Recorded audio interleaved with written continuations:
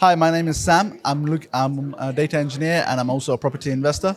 And I'm just coming to learn a bit more about deal selling and investing in properties. Excellent.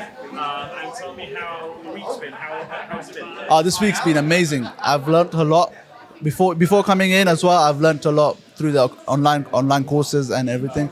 And today I was just practices and with all the mentors' helps and trainers advising. I've learned a lot during, and I'm really confident. I think that's something that I was lacking before. And after coming here, I was able to get on the call with estate agents and make some bookings. And we're in the environment, and especially the community that you guys have built here, is very helpful for. It's watching them inspires me and just make me able to do it. Amazing. How has Samuel been?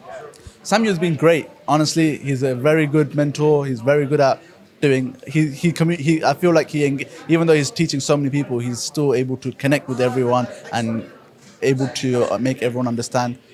Even though I'm one of many, but I feel like I'm able to understand a lot. How about the rest of the team? Have they been helpful?